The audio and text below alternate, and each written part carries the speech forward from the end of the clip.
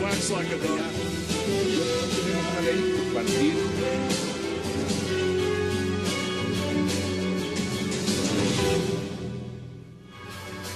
Bienvenidos a 360 grados, una visión global de la noticia, un espacio para debatir sobre todo lo que sucede en Colombia y en el mundo.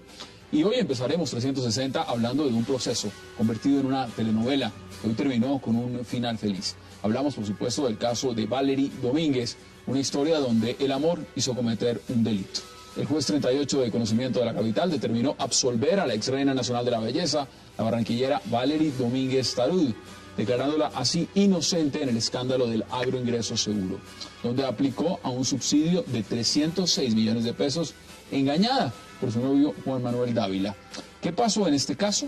¿Salvó a Valery el amor, las lágrimas o su costosa defensa? Lo debatiremos esta noche aquí en 360. Y nuestro segundo tema de debate será el triunfo una vez más de Hugo Chávez en los comicios para gobernar Venezuela por 6 años y así completar 20 años en el poder. Chávez, que desde 1999 está al mando, se impuso a Enrique Capriles Radonsky por más de 10 puntos, 55% a 44.3% y una diferencia de 1.5 millones de votos, según los últimos datos del Consejo Nacional Electoral. ¿Por qué razones ganó Hugo Chávez y qué futuro viene para la oposición que logró una participación histórica? Esta noche, tema de debate aquí en 360 grados. No se vayan, ya regresamos. Quacks like a duck. Tenemos una ley por partir.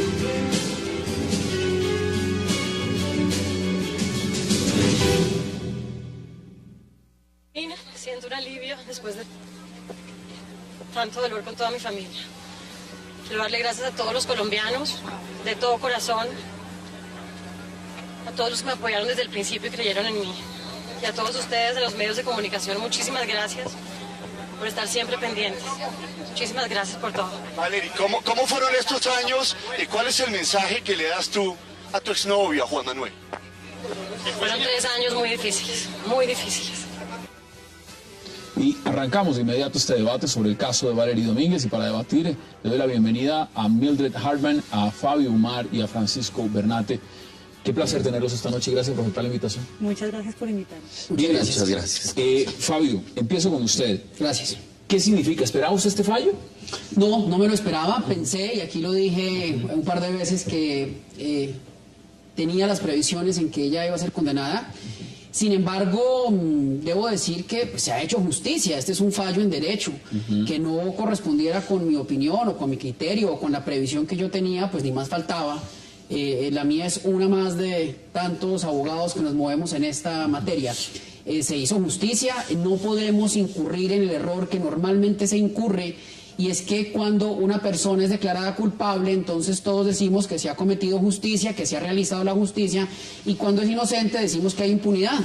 Aquí lo que se hizo fue justicia, el juez falló, no conocemos el texto de la sentencia, lo que sucedió hoy es simplemente como el sentido del fallo, lo que se va a expresar posteriormente en la sentencia, y eso está, me parece bien, me parece un éxito para la defensa, un éxito para Valery, y hay que decirlo, me parece muy complicado para la Fiscalía desde el punto de vista de agroingreso seguro.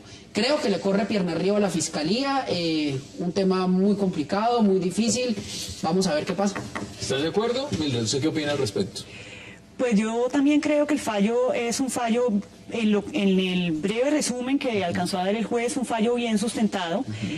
Difícil que hubiera una absolución, sobre todo porque jugarse por el elemento subjetivo, es decir, por ella no tenía la intención y no tenía el conocimiento, siempre es una defensa muy difícil. Cuando la conducta objetiva se enmarca dentro del delito, es difícil defenderse, digamos, con el elemento de si la persona sabía o no sabía lo que estaba haciendo. Entonces me pareció pues lo mismo que Fabio, un triunfo muy grande de la defensa. Además un riesgo, ustedes lo habían dicho en programas anteriores, es decir, ponerla en juicio, llevarla a juicio de por sí no es nada fácil. Claro. Ahora, ¿usted se esperaba el fallo? Claro. ¿Sí era tan optimista? Pero por supuesto, yo pues naturalmente con las buenas noches para ustedes y para toda nuestra audiencia, yo sí tengo que pasar hoy una factura de cobro, porque yo en 2 programas aquí me la jugué solo. Y yo dije, la van a declarar inocente. Cuando las voces se alzaban, ¿por qué no preacordaron? Eso debió haberse hecho por otra vía. Yo dije que no, que tenía el mejor abogado y tenía la mejor defensa. Hoy lo demostró. Hoy lo demostró. Y esa señora es inocente. Y ahora, el tema sí me parece que es claro que todo no queda aquí, ¿no? Las cosas siguen. Ahora viene apelación y casación y tutela y contratutela. Bueno, esto es un desastre, pero yo sí creo realmente que el país... Ahora, la invitación que yo le hago al país es ocupémonos de los temas serios. Dejemos que la microagenda manipule la macroagenda. A ver, vamos a hacer las audiencias de las masacres, vamos a hablar de la masacre del Salado, o seguimos hablando de Valery Domínguez y seguimos hablando de Colmenares. Ahora, una apreciación que hizo el doctor Umar, yo la quiero suscribir. Aquí hay un revés para la Fiscalía. Lo preocupante es que es el cuarto en menos de un mes. El señor Carlos Cárdenas recuperó la libertad con unos testigos que realmente no tienen mucho que decir. En el mega escándalo de la DIAN se anunciaron capturas, investigaciones, el medio país estaba involucrado, una sola condenada a 23 años, no pasó nada. Sigifredo López declarado inocente, Valery Domínguez declarada inocente. ¿Qué está pasando? Mire, ¿hacia dónde vamos? Punto importante, porque aquí empezamos a mirar la coyuntura. Esto está implícitamente ligado al caso de AIS, Agroingreso Seguro. Así es. Mire, los Dávila fueron condenados hace apenas unos días a 22 meses. ¿Usted qué opina de esa condena y además de ese preacuerdo, teniendo en cuenta que de alguna u otra forma pudo tener influencia sobre este fallo? Pues yo pienso que el boom que se armó y la expectativa, gran expectativa que creó la Fiscalía hace ya unos años, es que vamos a acabar con el desfalco más grande en el agro de Colombia.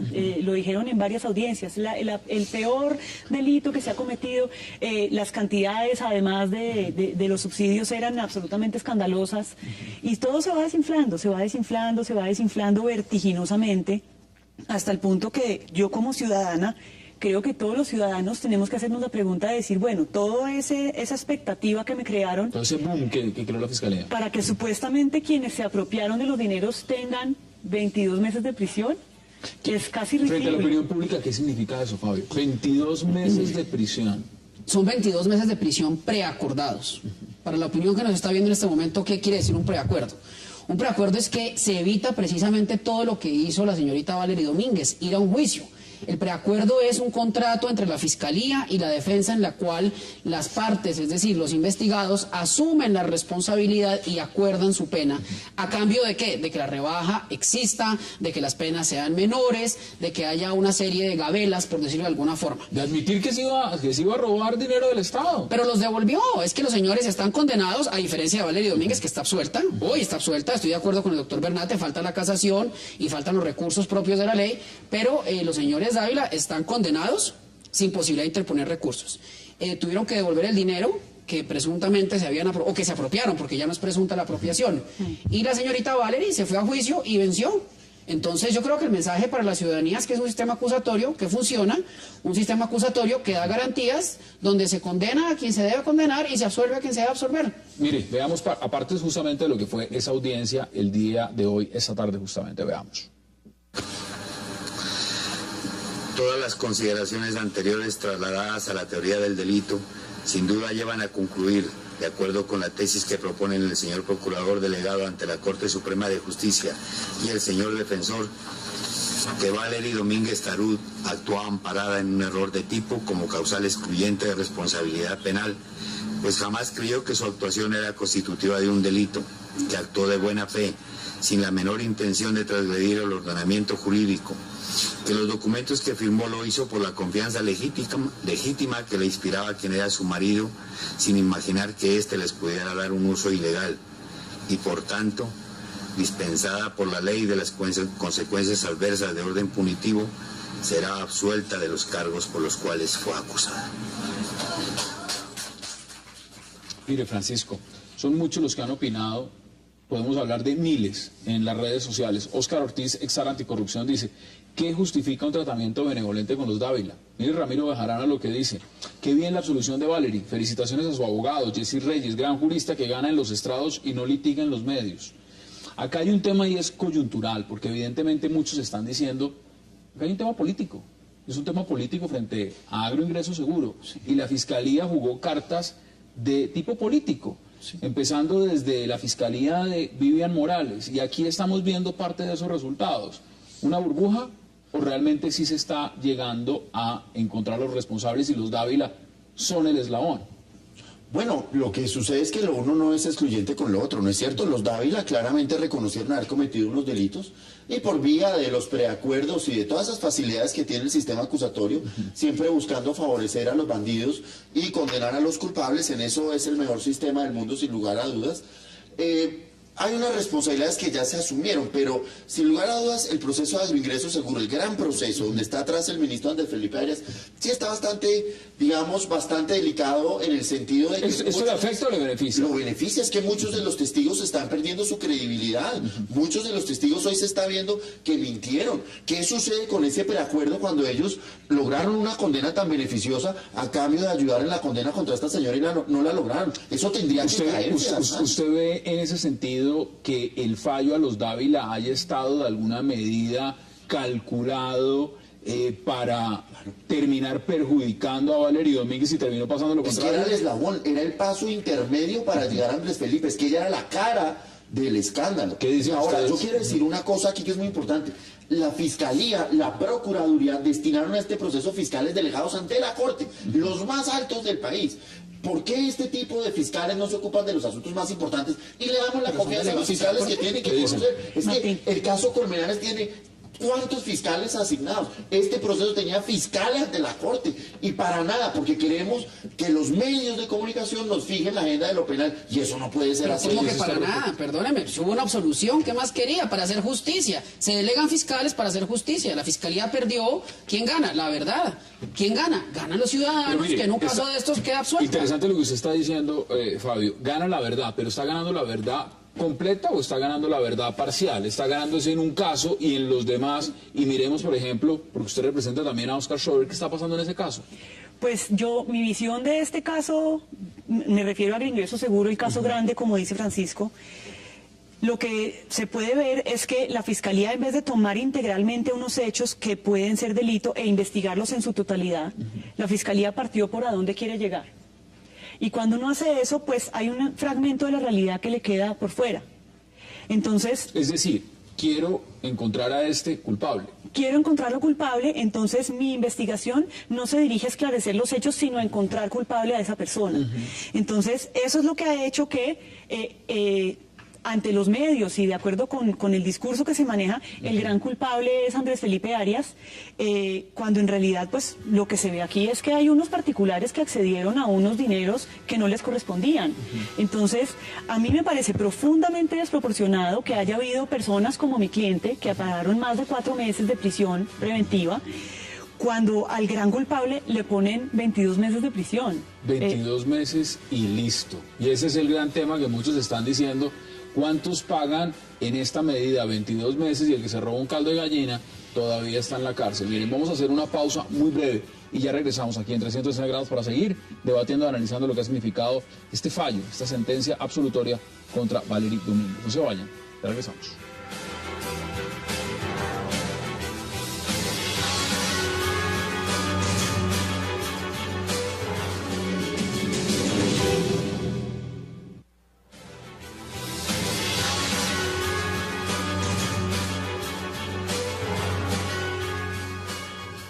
Regresamos a 360 grados, estamos viendo imágenes, por supuesto, de lo que fue el reinado de Valery Domínguez. Mire, antes de que fuéramos a la pausa se está explicando un punto importante, porque acá hay que plantear un caso de estos tecnócratas, de estas personas que estuvieron en el Ministerio de Agricultura llevando este proceso, este AIS. Algunos de ellos ya están inhabilitados, su cliente es uno de ellos, 12 años de inhabilidad. Sí. Estuvo también detenido y salió por vencimiento de términos. Sí. Es decir, a esta persona que se le ha demostrado que no obtuvo un solo peso, que de una u otra manera trabajó en función también de lo que podía determinar el ICA, de la OEA y demás, le está yendo peor que a los propios personas que cogieron este crédito, que además involucraron a otras personas para que se vieran involucradas también como pidiendo préstamos al Estado. ¿Esto qué connotación tiene frente a la opinión pública? Porque realmente pone de marco que la justicia es terrible, es decir, no opera. ¿Es ese realmente el escenario? Pues sí, voy incluso más allá. Yo creo que se han generado tantos equívocos en este tema del ingreso seguro que la gente está convencida de una serie de cosas que no corresponden en absoluto con la realidad. Y empiezo, digamos, por el tema de Procuraduría. Cuando a mi cliente, el doctor Schode, que era el jefe de la oficina jurídica del Ministerio de Agricultura, lo condena a la Procuraduría, el procurador dice que él lo condena porque ya condenó a Arias. Es decir, O sea, van en cadena. Él no tiene defensa entonces, porque si ya condenaron a Arias, pues entonces él va para allá, ¿sí? La Fiscalía ha hecho su acusación diciendo, por ejemplo, que el programa no era para grandes empresarios. Eso es falso. La Fiscalía ha hecho su acusación basándose en que la modalidad de contratación estuvo mal seleccionada. Ese es el núcleo de la acusación contra mi cliente. Resulta que 20 años antes y hoy en día se sigue contratando con la misma modalidad, con el mismo fundamento jurídico. Es más, uno de los convenios por los cuales mi cliente fue a la cárcel está vigente hoy.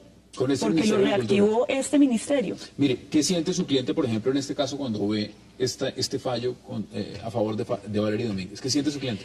Pues él siente que a él lo metieron preso en detención preventiva, no le dieron detención domiciliaria a pesar de que cumplía con los requisitos, estuvo 4 meses preso y realmente es como si todo se dirigiera con un ahínco muy grande hacia los funcionarios del ministerio y lo demás prácticamente no importa. Francisco, usted ha sido un crítico muy grande de lo que significa el sistema penal acusatorio. En este caso, ahora veámoslo en la práctica, porque aquí había una defensa de primer nivel, usted lo ha dicho, eso es un abogado reconocido, un gran penalista. Sin duda alguna. Si una persona en estas mismas circunstancias no tiene la capacidad de tener este abogado, ¿qué le hubiera pasado? No, es que el sistema acusatorio es un sistema elitista. El sistema acusatorio supone que los colombianos tenemos para pagar, no uno, porque como hay que estar en audiencias todos los días, hay que tener mínimo 3 abogados de primera línea. Hay que pagar investigadores para demostrar mis pruebas y otros investigadores que van contra las pruebas. Yo pregunto, ¿es justo un sistema judicial en el cual solamente el 4% de los colombianos tendremos posibilidades reales de defendernos? A mi juicio, no. Pero yo quiero agregar una serie de cosas.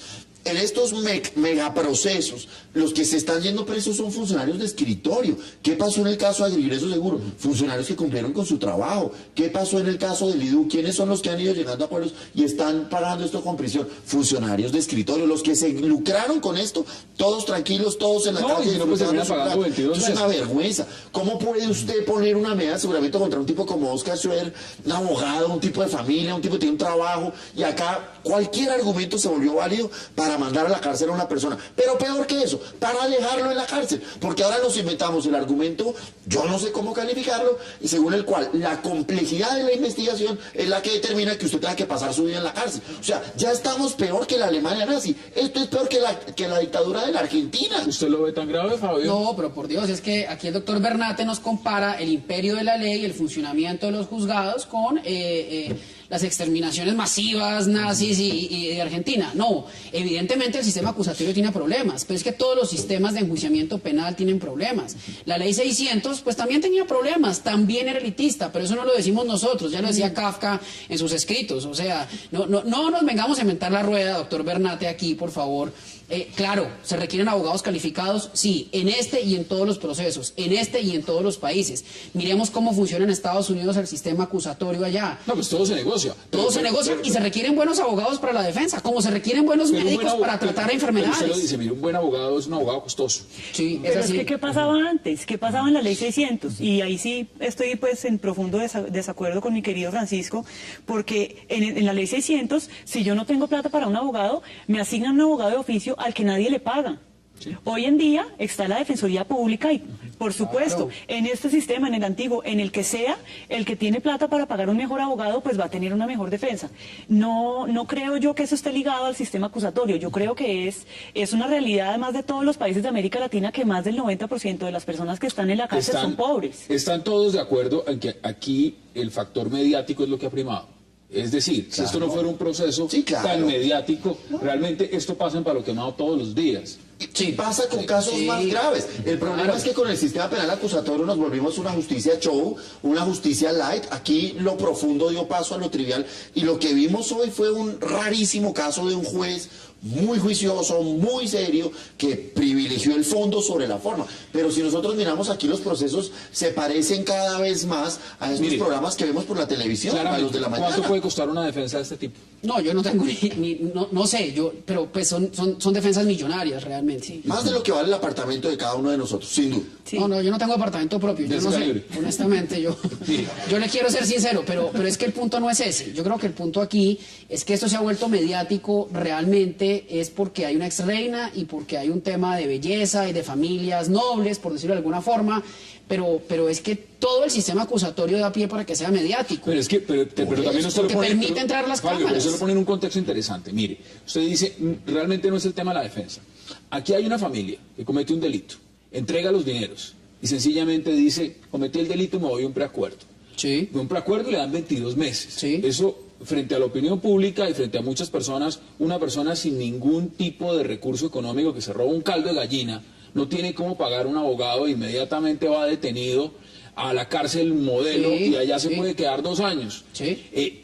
¿Ese marco realmente no es un absurdo total? Es decir, no necesariamente porque es que el preacuerdo o lo que se buscan con las figuras del preacuerdo es ahorrarle tiempo y energía y medios a la fiscalía. La fiscalía dice, yo me ahorro o el Estado dice, yo me ahorro una cantidad de medios, de investigadores, de recursos y por el contrario, si usted acepta los cargos, yo le entrego una pena desproporcionadamente baja, si quiere verlo así. Claro. Pero eso está bien, es que esos son los sistemas. Perdóneme, entonces, ¿qué ganamos con que siempre se venzan los términos, siempre haya prescripciones, como nos venía sucediendo, no avancen los procesos y en 20 años nos digan que ese proceso prescribió porque la fiscalía no pudo investigar? Perdóneme, yo prefiero gente, entre comillas, condenada con penas irrisorias de 22 meses, sabiendo que son culpables, obligando a que devuelvan el dinero y sirviendo de testigo incluso para obtener sentencias como estas. Vamos a mirar qué tan buenos testigos pueden ser después de estas sentencias. No, pues malísimos, por para la fiscalía. Hagamos una pausa muy breve aquí en 360 y ya regresamos con sus invitados para seguir analizando y debatiendo lo que ha significado este fallo el día de hoy a favor de Valery Domínguez. No se vayan, ya regresamos.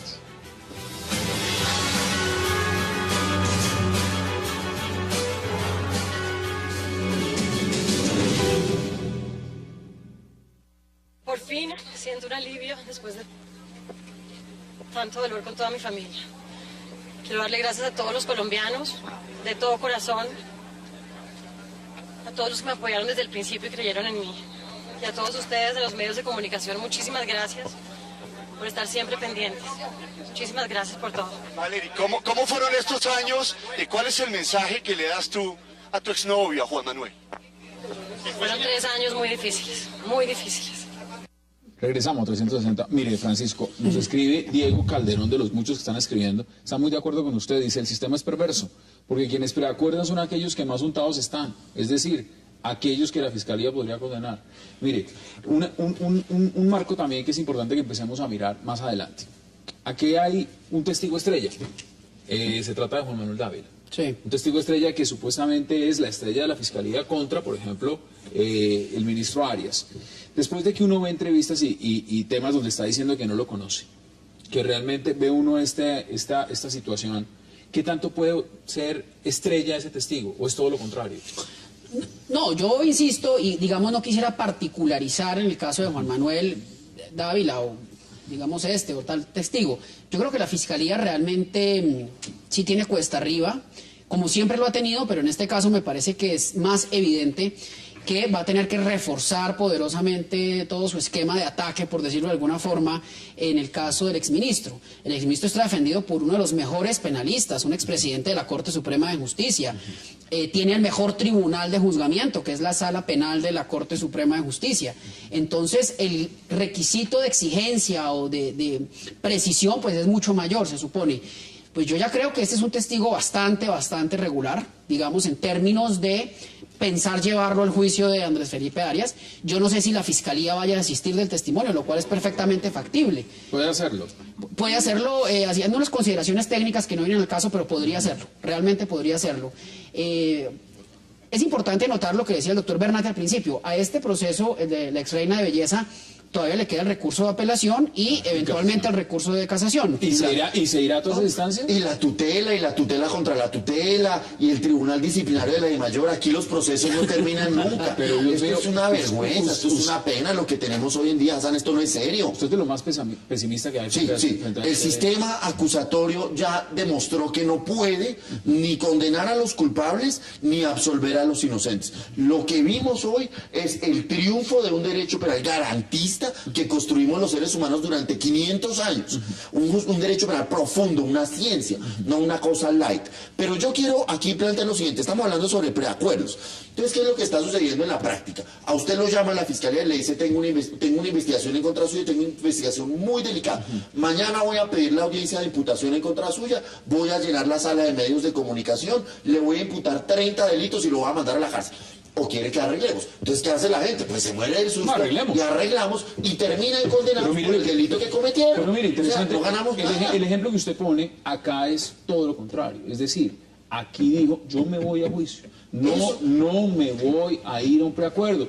Me quieren meter... Es que las críticas del doctor Bernate tan no son serias que este ejemplo precisamente derrumba su teoría, doctor Bernate. Dice que es un sistema que no es garantista, que es un sistema que no funciona. Y en este caso estamos viendo que los culpables, que son los Dávila, son culpables y están condenados. Y que la inocente, que es la reina de belleza, está inocente. Perdóneme, si eso no es funcionar, yo entonces no sé qué es. Mire, no es solamente el caso de Valery Domínguez, porque volvamos a uno de los temas fundamentales de lo que significa todo esto. Esto es un paquete muy grande. Esto es algo sí, ingreso. Claro. El componente político que significa este eslabón, porque esto es sencillamente un fallo dentro de uno de los procesos. ¿Cómo lo va a manejar la Fiscalía? Porque realmente la Fiscalía aquí va detrás de un pez gordo. El pez gordo se llama Andrés Felipe Arias. Esto, jugándolo todo en una pieza de ajedrez, ¿cómo encaja? Pues yo pienso que realmente lo que se está juzgando en el caso, o lo que se juzgó en el caso de Valery Domínguez, poco tiene que ver con el caso de Arias, si uno los examina, digamos, muy estrictamente. Porque realmente en el caso del ingreso seguro grande, lo que se ha hecho es reenfocar el contenido de la acusación por peculado. Ahora ya el peculado no es a favor de los beneficiarios. Ahora la acusación es que el peculado es porque había unos gastos de administración que se pagaron al IICA. Entonces, no tengo idea si también se produjo ese cambio en la acusación de Andrés Felipe Arias, pero tengo la idea de que sí. Si eso fuera así, pues los beneficiarios están completamente por una línea distinta de los funcionarios, incluyendo el ministro. En el caso de su cliente, por ejemplo, ¿cuánto puede durar el proceso? Pues la propia Fiscalía lo estima de cerca de 10 años. O eso fue 10 años. Sí, eso fue lo que informalmente le dijeron a mi cliente. O sea, puede estar 10 años esperando a ver qué pasa. Claro. 10 años. Y en 10 años lo pueden condenar. En 10 años lo pueden condenar, pero además uno no mete preso a alguien si no tiene motivos tan serios como, por ejemplo, que lo hagan pensar que no va a salir por vencimiento de términos. O sea, ese cálculo de la Fiscalía ya nos muestra que ellos contaban con la salida con el vencimiento de términos y que lo que usaron fue la detención preventiva como mecanismo de presión, o sea, y no para los fines que dice la ley. O sea, llegue a un preacuerdo, condénese rápido, haga como los Dávila, sencillamente diga: soy culpable, lo condenamos a 22 meses y se evita usted la situación de que nos vayamos a vencimiento de términos, que esté detenido 5 meses o 4 meses, y aparte de eso que su proceso dure 10 años. Y lo voy a detener y le voy a tirar los medios y acabo con la persona y acabo con la presunción de inocencia. ¿Eso es un sistema justo? Pero espérate un momento, Francisco, porque si hay un tema. En el sistema inquisitivo, digamos, en el sistema anterior, yo tuve la oportunidad de trabajar en ese sistema unos pocos años, y lo que me di cuenta es que la gran diferencia con este es que nunca nadie sabe qué hay en esos procesos. En la ley 600 los medios nunca se enteran qué hay, nunca nadie sabe qué hay. Si aquí estamos viendo un grandísimo divorcio entre lo que se dice en los medios de comunicación y lo que hay en el proceso, por lo menos los medios conocen lo que hay en el proceso. Imagínate la facilidad de manipulación que hay con de eso. corrupción. Y de corrupción cuando por uno Dios. no conoce, cuando los medios no se van a leer el expediente. ¿Sí?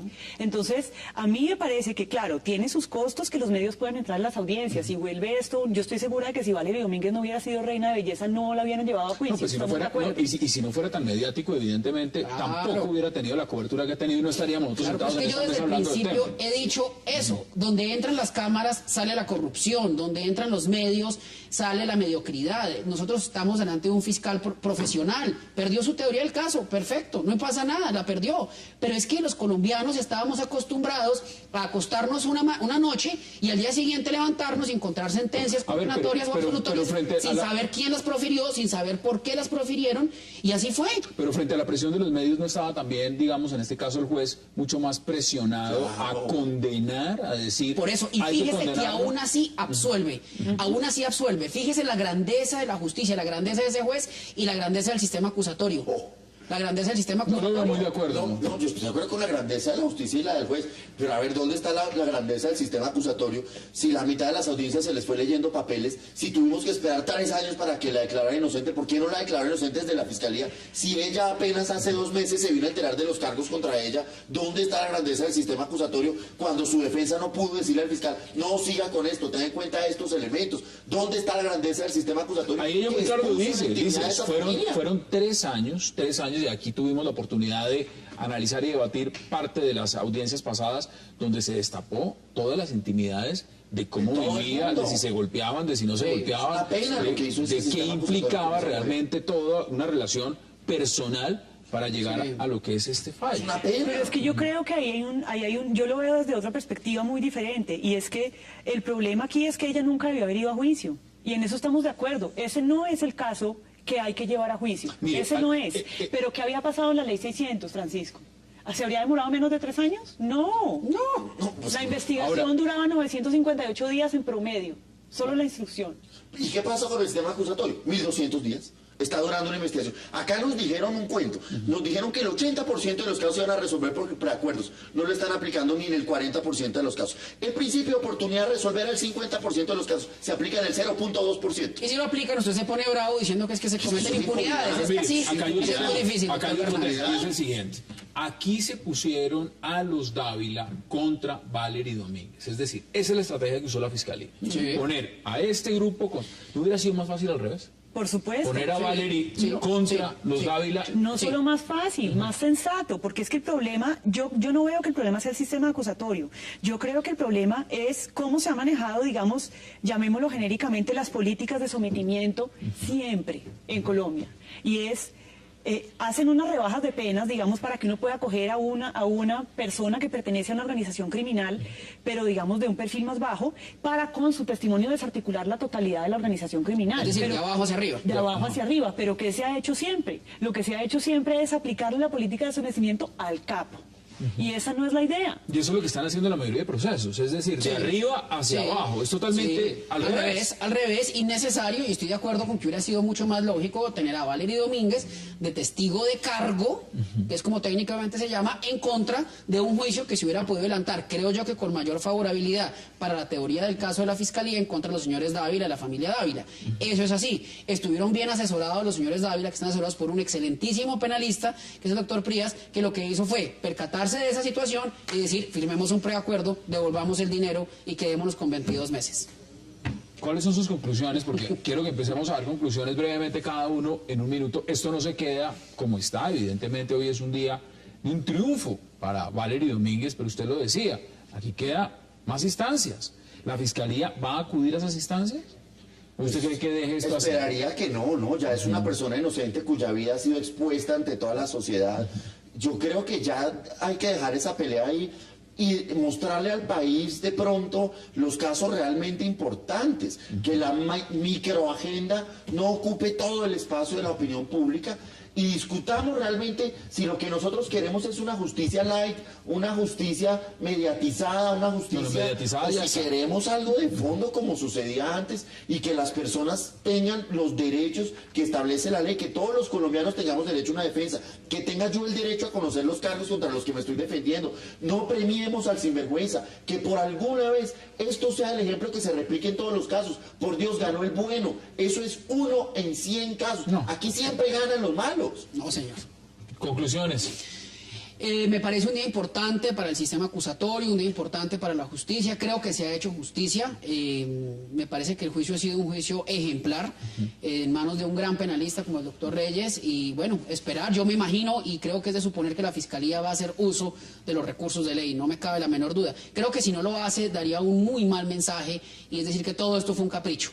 Y eso sería gravísimo. Y ya aquí dado los antecedentes justamente, Francisco Bernate, de todos los que ha ido perdiendo en simultáneo. ¿Qué piensan los ciudadanos? ¿Cómo pasa una, y su caso particular no se mueve? Es que esa es la verdad de esto. Aquí no ¿Cuáles pasa son nada. sus conclusiones, Mildred? Pues mis conclusiones son que la defensa hizo un muy buen trabajo en este proceso y que la fiscalía pues realmente, creo yo, empezó por donde no era. Creo que la Fiscalía tiene que reenfocarse y ubicar bien cuáles son las prioridades para la ciudadanía, no para la Fiscalía, no para una persona, para otra, sino qué es lo que espera la ciudadanía, cuáles son las expectativas que la propia Fiscalía genera y responder de una mejor manera a esas expectativas, porque lo que hemos tenido hasta ahora en Agroingreso Seguro es un conjunto de frustraciones. Mildred Hartmann, gracias por haber aceptado la invitación. Fabio Mar, igual, gracias. Francisco Bernate, gracias por haber aceptado. Y ustedes, vamos a hacer una pausa y ya regresamos, porque vamos a entrar a debatir y analizar también lo que fue el triunfo del presidente Hugo Chávez en las elecciones del día de ayer en Venezuela y, por supuesto, lo que indica que quedará por 20 años en el poder. No se vayan, ya regresamos.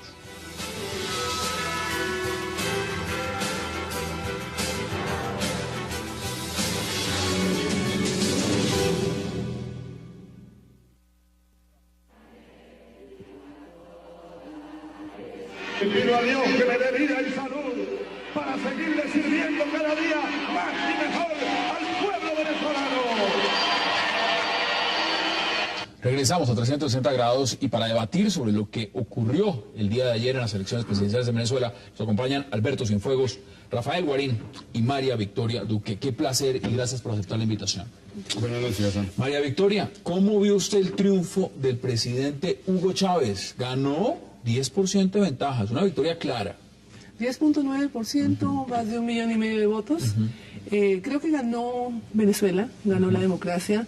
Creo que la consolidación también de la oposición es importante resaltarla. Creo que la reacción de los dos candidatos, del ganador y del perdedor, también es un asunto a resaltar.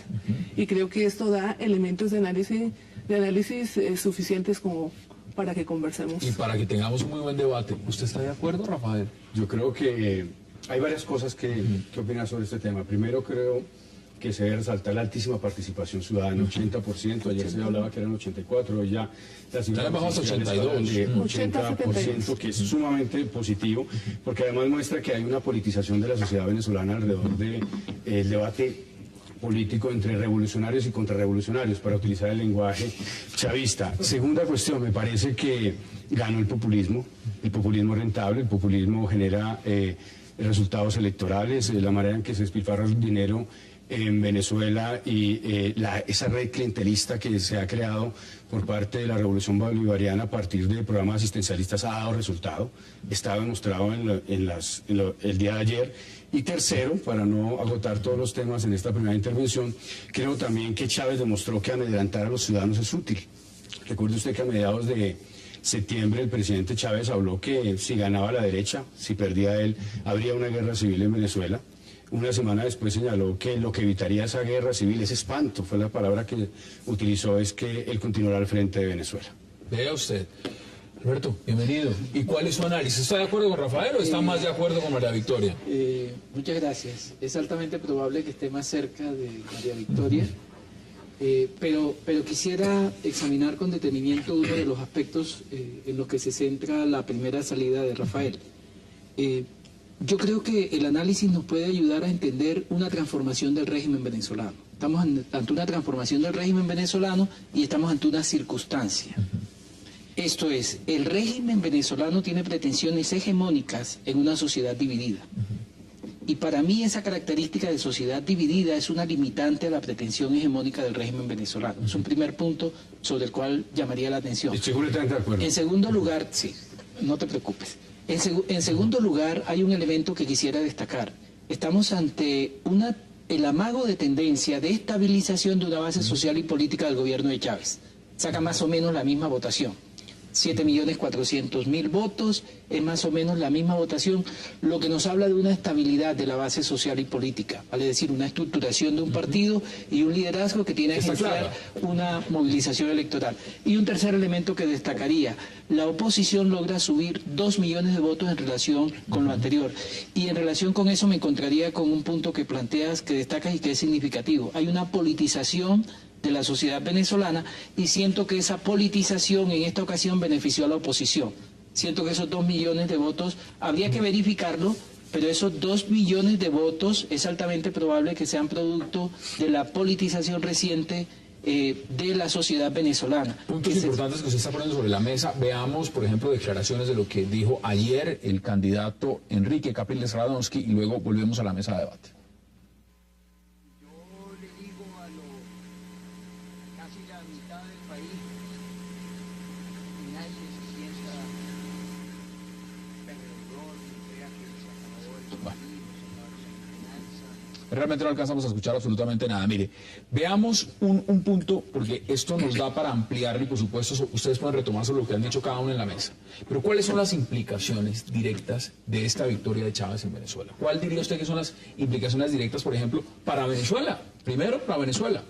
Yo creo que, mira, yo quisiera antes regresar al punto de la guerra civil que anotaba Rafael, porque incluso hoy la BBC saca un análisis donde dice eso de la guerra civil y la amenaza fue una descontextualización.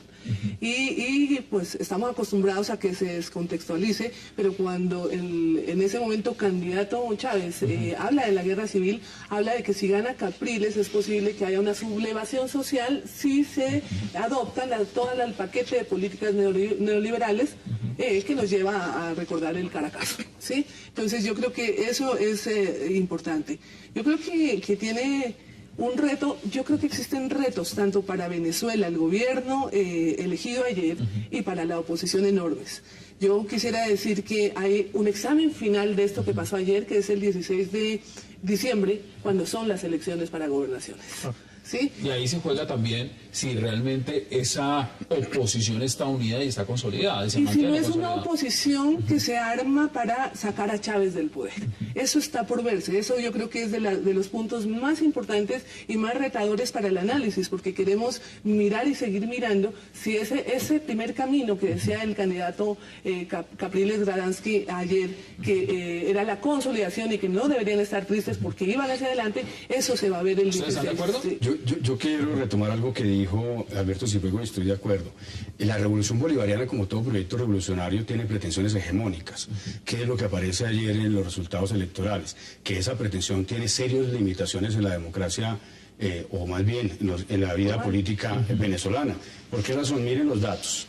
Mientras la oposición aumenta 8%, en el año 2006 obtuvo una votación de 36%, 37%, ayer la tuvo el 44%, es decir, da un salto de 8%, es muy significativo. El chavismo retrocede.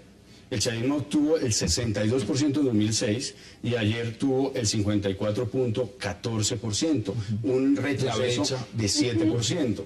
Ayer, paradójicamente, ganó en las urnas el presidente Chávez, pero también encontró un mensaje que además ratifica hoy el Departamento de Estado de los Estados Unidos, y es que hay una oposición fuerte y una oposición organizada.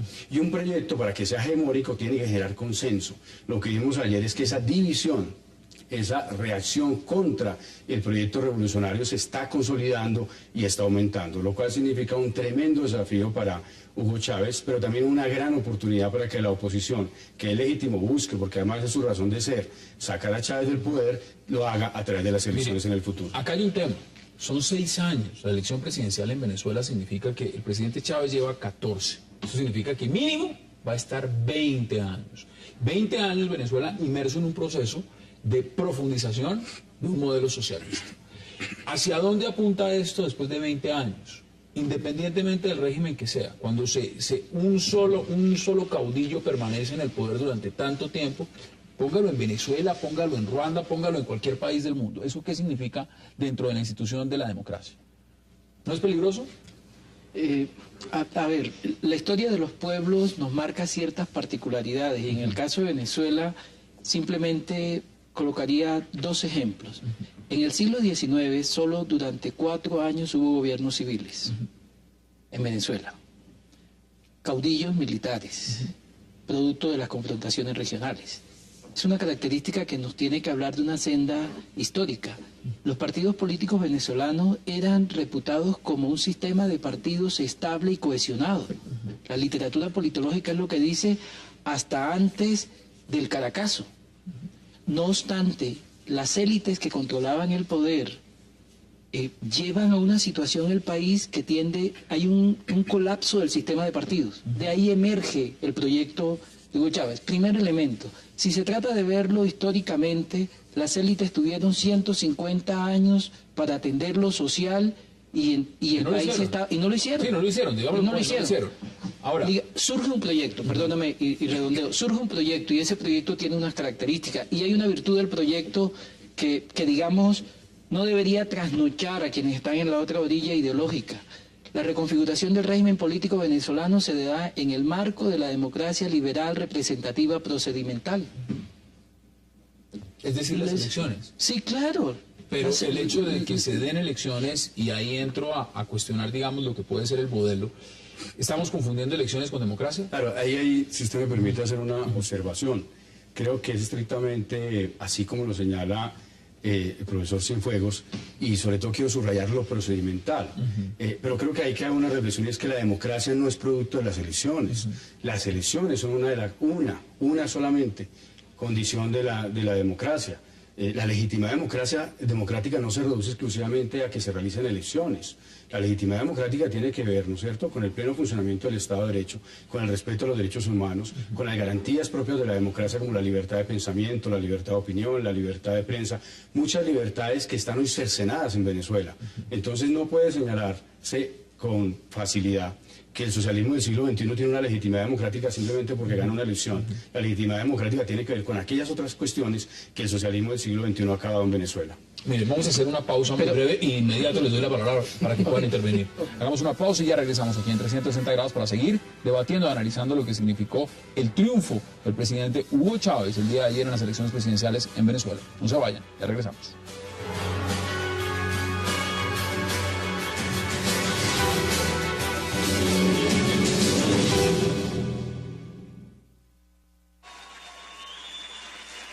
Sí espero que un proyecto que lleva 14 años asuma y entienda que casi la mitad del país no está de acuerdo con esta opción, que hoy pues se mantiene en el poder. Yo pido a quienes hoy se mantienen en el poder respeto, consideración y reconocimiento a casi la mitad del país. Ahora Victoria, tiene la palabra. Sí, yo creo que siguiendo a Capriles y diciendo respeto y consideración a más de la mitad del país, en efecto, yo no creo que solo las elecciones hagan la democracia y que hay muchas variables que son producto de retos y desafíos que hoy tiene el chavismo para demostrar su talante democrático. Y en efecto estoy de acuerdo contigo, cualquier presidente, cualquier mandatario que use la Constitución y la modifique en beneficio propio aquí y en cualquier parte, a mí me parece que es un atentado contra la democracia y eso también ha pasado en Venezuela. Pero un punto que me parece importante y es dónde está esa oposición, dónde está esa real alternativa de un poder político real que durante 14 años de descontento no ha podido organizarse alrededor de un proyecto político real, ¿sí? ¿Dónde está esa oposición que presente una alternativa? Por eso yo decía antes que el 16 de diciembre será el examen final y por eso decía que le sirve a la democracia y le sirve a Venezuela el hecho de que hayan tenido más de 6 millones, casi 6 millones y medio de personas que están diciendo estamos en la oposición. Muestra la polarización. Ahora, ¿sí? ¿Ustedes están de acuerdo, Alberto? Yo en principio quisiera hacer una precisión. Ni más faltaba que pasara por alto que cuando digo democracia liberal representativa procedimental no estoy diciendo elecciones y punto. Por supuesto que derechos, garantías, sufragio universal son variables que hay que tener en cuenta a la hora de caracterizar la democracia. Pero nuestras democracias son precarias. Tan precaria la democracia colombiana como precaria la democracia venezolana. Tenemos una precariedad democrática y estamos buscando fortalecerla. De tal manera que a mí me parece que hay que... De tal manera, sí, no estoy colocando como ejemplo Cuba. De tal manera que a mí me parece que es una línea muy delgada entre analista y el discurso político, y en ese caso debemos tratar de ver si nos centramos en analizar o en descalificar. Digamos, para mí la descalificación es legítima y es válida. Es la línea delgada de asumir un papel político y se puede asumir y debatir, ni más faltaba, desde una perspectiva política. Pero desde el punto de vista analítico, a mí me parece que debemos separar siempre que utilizamos el rasero de evaluación para descalificar, porque no coincide con nuestra postura política, plantearlo explícitamente. Aquí hay algo claro. No hay ningún problema en utilizar variables éticas, pero debo explicitarla cuando... Yo lo que creo, Hassan, es que, mire, yo no creo en los analistas neutrales ni que posan de neutrales, para hablarlo absolutamente claro. Porque los analistas están sumergidos en una realidad social y política, y porque las ideas que transmiten y las conclusiones a las que llegan también están atravesadas por su historia de vida. Entonces, aquellos que quieren posar aquí de antisépticos, pues, de que no tienen tendencias de ningún tipo, pues está bien que lo hagan, pero yo personalmente no creo en ese tipo de posturas. Lo que creo es que sí hay que descalificar cuando las circunstancias merecen descalificar. Yo no puedo de ninguna manera tener una actitud diferente frente a la violación de la libertad de opinión de Venezuela o frente a la persecución de la libertad de prensa. No puedo legitimar un régimen político como el venezolano cuando se sustentan este tipo de características. Por supuesto que Colombia tiene dificultades democráticas y tremendas, tanto que tenemos una situación de violencia que está aún por resolver, pero de ningún modo podemos comparar la situación colombiana con lo que ha vivido Venezuela en estos últimos 14 años, que tiene, como usted mismo lo señaló, una pretensión hegemónica propia de una revolución. En Colombia no han existido en los últimos años pretensiones hegemónicas por ningún partido político. Ahora, un tema importante, mire. ¿Le puede contestar a Rafael? Sí, es un elemento que no quiero pasar por alto, ni más faltaba. Yo creo que hay que escucharnos bien e interpretarnos lo mejor posible. No estoy llamando a una posición asexuada y aséptica, ni más faltaba. Lo que sí reclamo es que cuando se asume un discurso explícitamente político, se diga de manera explícita y lo separemos entonces de lo que es propiamente dicho un análisis que tiene otra pretensión, explicar un fenómeno o comprenderlo. A eso hago referencia. Cuando utilizo para descalificar como una forma de políticamente afectar, entonces debo decir explícitamente que lo asumo desde una perspectiva no analítica, no neutra, sino que está comprometida con una visión. Por supuesto que todos estamos filtrados por valoraciones subjetivas, claro, por nuestra historia de vida, nuestra proyección política, por supuesto. Acá hay un tema. Es evidente que Chávez ganó. Ganó por la vía electoral, ganó con una mayoría. Que haya un sector o no que se haya fortalecido como la oposición, todavía no tiene cómo derrotarlo electoralmente. Puede que llegue en un momento, puede que no. Ahora, lo que ocurre en Venezuela no tiene implicaciones solo en Venezuela, tiene implicaciones regionales. Y en el marco de lo regional también hay unos que son ganadores. Y podemos hablar de los Castro en Cuba, podemos hablar del ALBA, podemos hablar de la misma connotación de lo que ha querido proponer el presidente Chávez frente a la CELAC, el rol y la influencia que ha tenido en la OEA, lo que puede significar en su influencia en UNASUR, ahora con su entrada en Mercosur. María Victoria, ¿cómo ve usted este triunfo chavista frente a la región y frente al tema internacional? Yo creo que igual sigue siendo un desafío. Yo creo que la región tiene hoy el desafío de verse como región. La globalización del mundo y la economía mundial nos está impeliendo a que nos veamos como una unidad, como una región y que trabajemos como región.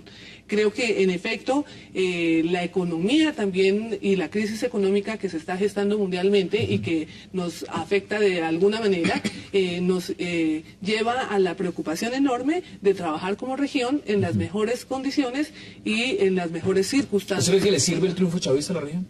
Yo creo que le sirve el triunfo chavista a la región siempre y cuando la economía mundial nos ayude como región a plantarnos de frente al mundo como región. Ya le voy a dar la palabra, veamos justamente qué están diciendo desde Cuba frente a lo que significa el triunfo de Hugo Chávez. Mensaje de felicitación, La Habana, 7 de octubre de 2012.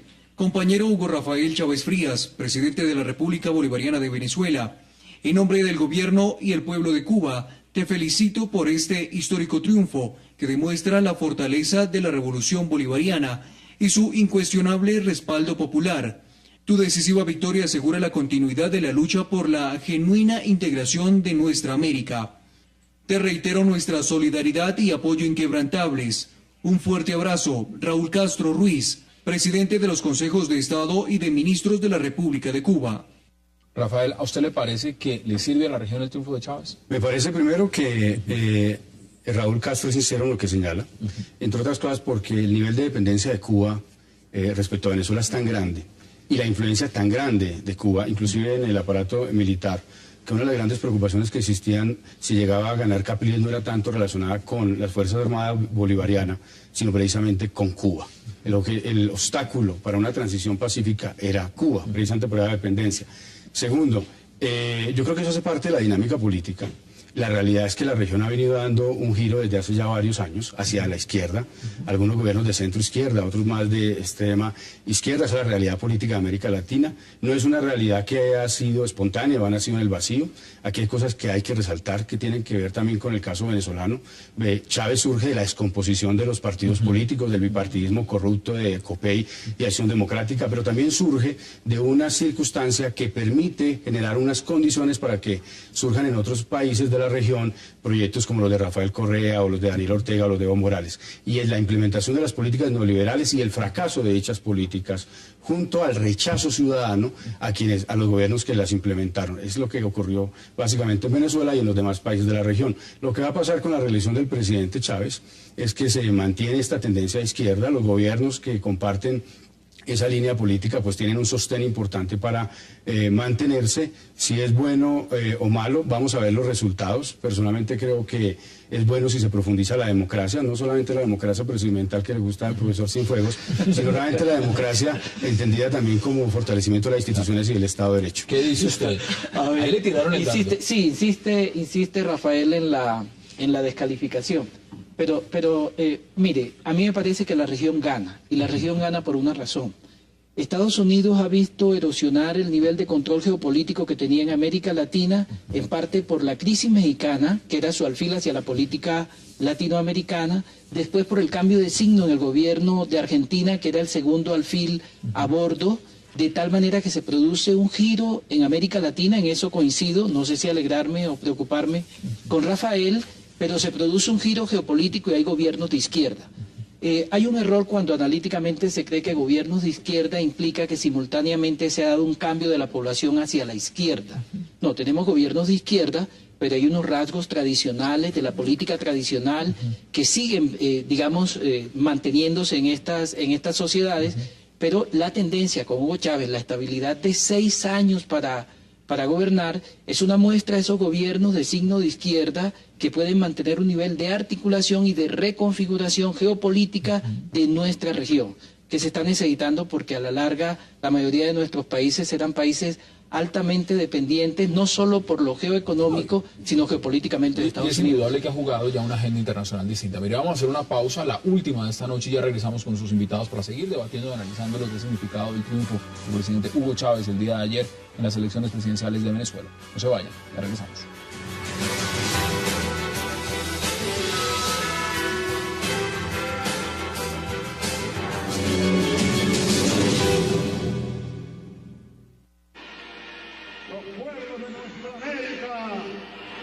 Ganaron con la victoria del pueblo venezolano. También acabo de recibir una carta de felicitación del presidente cubano, el general Raúl Castro, y envió un saludo al pueblo venezolano, y de parte de Fidel, un abrazo al pueblo de Simón Bolívar. Y sigue llegando mensajes y llamadas de felicitaciones para todos ustedes, porque ha sido en verdad un día memorable. Por eso, desde lo más profundo de mi corazón, les doy las gracias, compañeros y compañeras, y le pido a Dios que me dé vida y salud para seguirle sirviendo cada día más y mejor al pueblo venezolano. Leíamos al presidente Hugo Chávez. Miren, entramos en la recta final y no puedo dejar de preguntarles, porque evidentemente Colombia está en un proceso de paz donde también se llegó a poner sobre la agenda que le convenía más a Colombia, si el triunfo de Chávez o el triunfo de Capriles. Ganó Chávez. ¿Cómo ve usted el tema del proceso de paz ahora que está consolidado bajo la agenda que empezó con Chávez? Pues para provocar aquí a Alberto y a María Victoria, pues, ganó Chávez y ganaron las FARC, Hassan. Pero estaba mirando acá el Twitter del bandido de Timochenko, pero no alcanzaba a entrar, seguramente ya publicó, lo hará en las próximas horas, la celebración efusiva por la victoria de Hugo Chávez, y los comprendo, los entiendo, porque esto significa cobertura política por parte de un gobierno que es el de Chávez, mantener una retaguardia estratégica, mantener santuarios de protección en el territorio venezolano, en la frontera con Colombia, y por tanto mantener una complicidad muy grande en un Estado. Lo que creo es que lo que viene ahora es el mantenimiento de la intención política de las FARC y de la Revolución Bolivariana en cabeza de Hugo Chávez de imponer el modelo chavista en Colombia. La Revolución Bolivariana, construir el bloque regional de poder o la patria grande, para lo cual tienen que expandirse a Colombia. ¿Cómo? El procedimiento ahora será a través de las elecciones. Hay una entrevista muy importante que publicó un periódico español en junio del año pasado. Le preguntan a Alfonso Cano cuáles son las razones por las que luchan las FARC. Y él, dentro de la respuesta, dice lo siguiente: resultado de un proceso de participación ciudadana masivo que encauza a Colombia hacia el socialismo.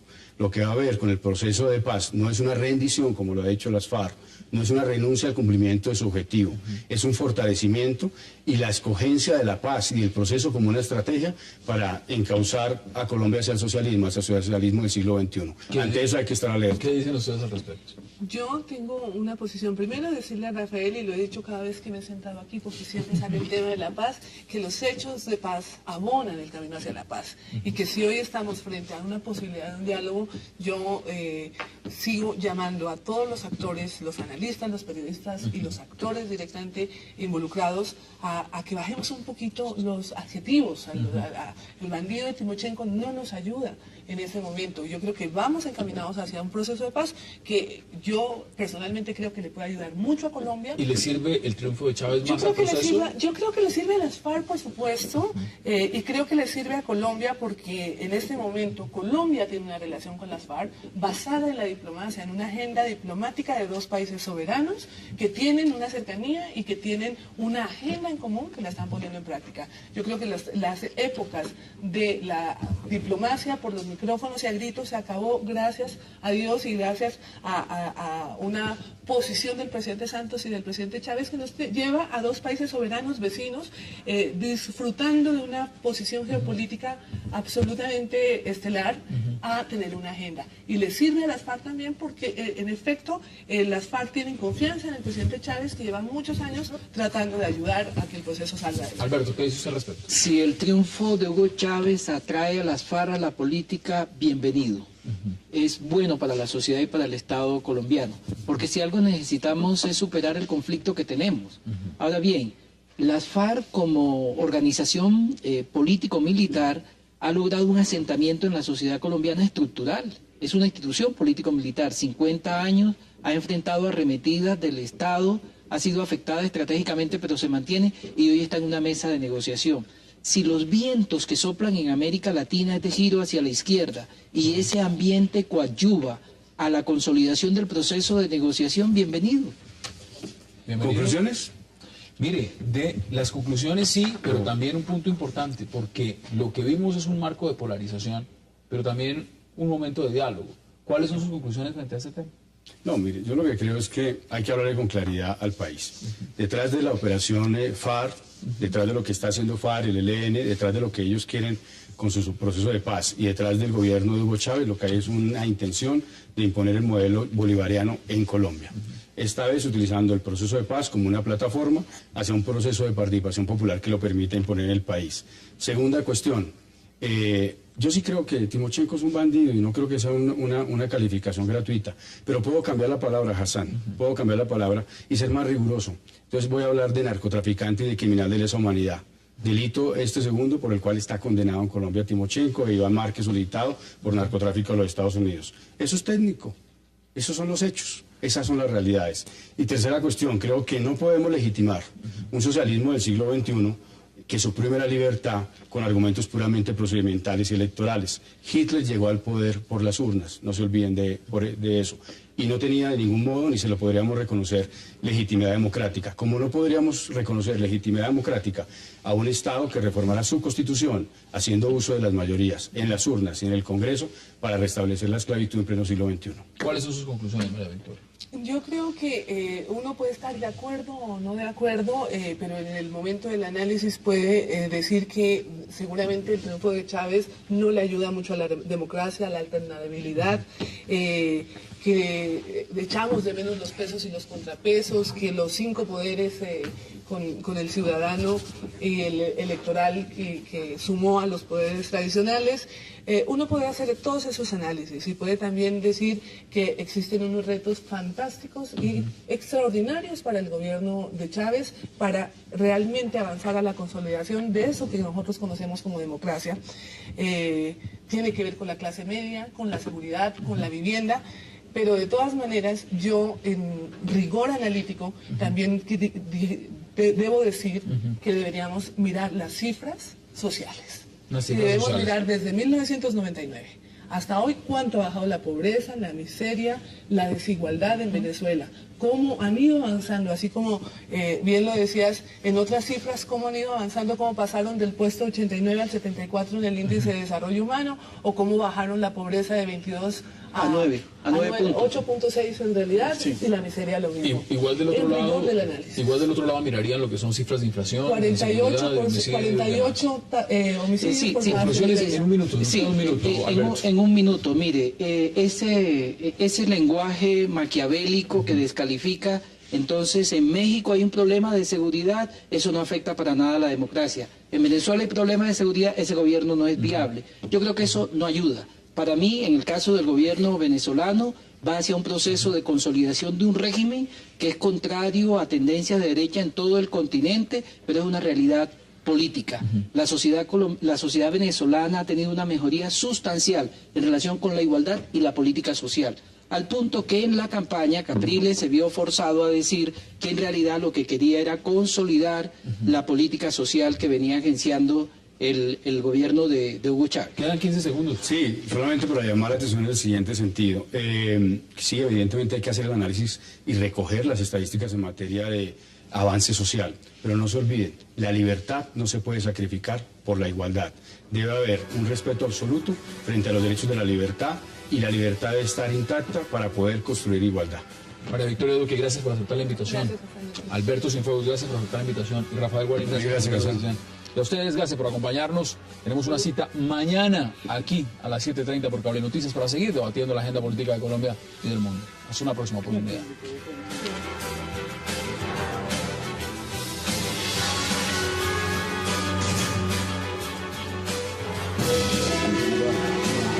Tenemos una ley compartida.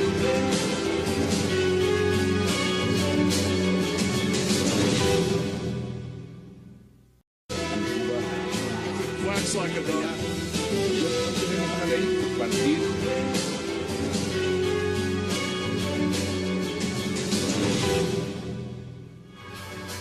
Bienvenidos a 360 grados, una visión global de la noticia, un espacio para debatir sobre todo lo que sucede en Colombia y en el mundo. Y hoy empezaremos 360 hablando de un proceso convertido en una telenovela que hoy terminó con un final feliz. Hablamos, por supuesto, del caso de Valery Domínguez, una historia donde el amor hizo cometer un delito. El juez 38 de conocimiento de la capital determinó absolver a la ex reina nacional de la belleza, la barranquillera Valery Domínguez Tarud, declarándola así inocente en el escándalo del agroingreso seguro, donde aplicó a un subsidio de 306 millones de pesos engañada por su novio Juan Manuel Dávila. ¿Qué pasó en este caso? ¿Salvó a Valery el amor, las lágrimas o su costosa defensa? Lo debatiremos esta noche aquí en 360. Y nuestro segundo tema de debate será el triunfo una vez más de Hugo Chávez en los comicios para gobernar Venezuela por 6 años y así completar 20 años en el poder. Chávez, que desde 1999 está al mando, se impuso a Enrique Capriles Radonsky por más de 10 puntos, 55% a 44.3%, y una diferencia de 1.5 millones de votos, según los últimos datos del Consejo Nacional Electoral. ¿Por qué razones ganó Hugo Chávez y qué futuro viene para la oposición que logró una participación histórica? Esta noche, tema de debate aquí en 3. Y es que cuando una persona es declarada culpable, entonces todos decimos que se ha cometido justicia, que se ha realizado la justicia, y cuando es inocente decimos que hay impunidad. Aquí lo que se hizo fue justicia, el juez falló No conocemos el texto de la sentencia, esto, lo que sucedió hoy es simplemente como el sentido del fallo, lo que se va a expresar posteriormente en la sentencia, y eso está, me parece bien, me parece un éxito para la defensa, un éxito para Valery, y hay que decirlo, me parece muy complicado para la Fiscalía desde el punto de vista de agroingreso seguro. Creo que le corre pierna arriba a la Fiscalía, un tema muy complicado, muy difícil, vamos a ver qué pasa. ¿Estás de acuerdo, Mildred? ¿Usted qué opina al respecto? Pues yo también creo que el fallo es un fallo, en el breve resumen que alcanzó a dar el juez, un fallo bien sustentado. Difícil que hubiera una absolución, sobre todo porque jugarse por el elemento subjetivo, es decir, por ella no tenía la intención y no tenía el conocimiento, siempre es una defensa muy difícil. Cuando la conducta objetiva se enmarca dentro del delito, es difícil defenderse, digamos, con el elemento de si la persona sabía o no sabía lo que estaba haciendo.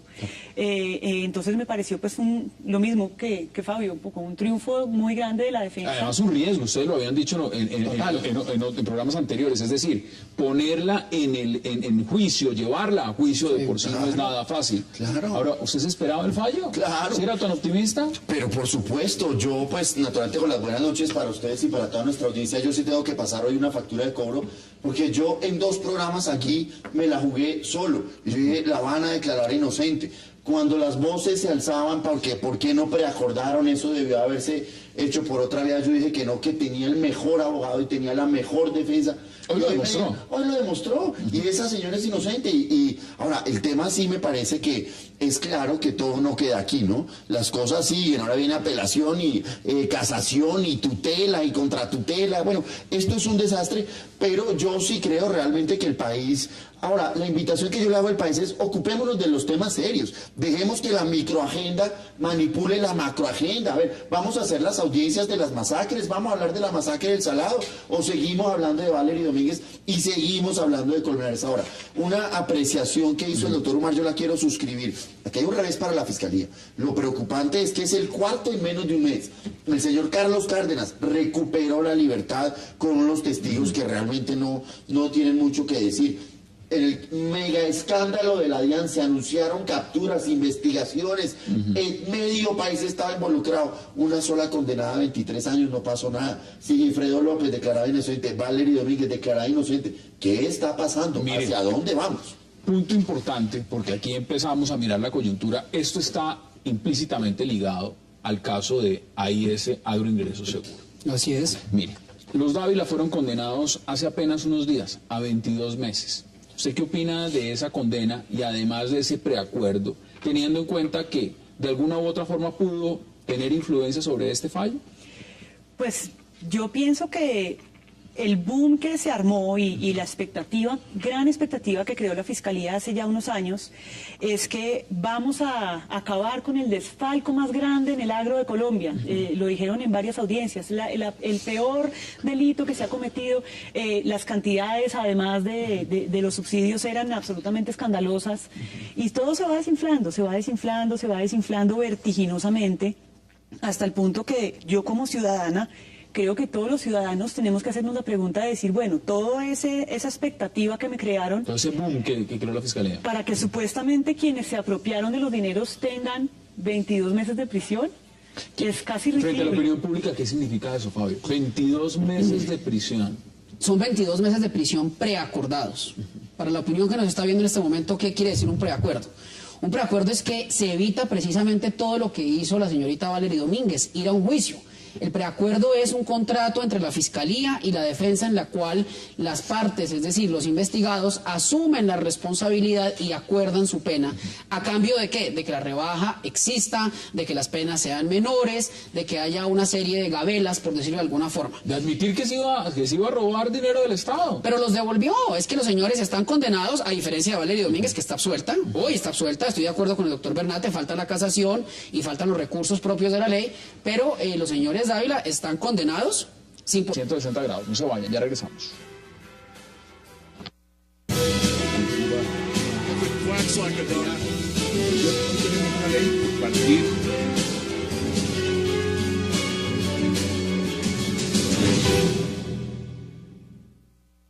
Siento un alivio después de tanto dolor con toda mi familia.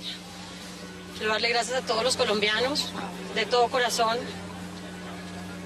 a todos los que me apoyaron desde el principio y creyeron en mí. Y a todos ustedes de los medios de comunicación, muchísimas gracias por estar siempre pendientes. Muchísimas gracias por todo. Valery, ¿cómo fueron estos años y cuál es el mensaje que le das tú a tu exnovio, a Juan Manuel? Fueron 3 años muy difíciles, muy difíciles. Y arrancamos de inmediato este debate sobre el caso de Valery Domínguez, y para debatir le doy la bienvenida a Mildred Hartman, a Fabio Umar y a Francisco Bernate.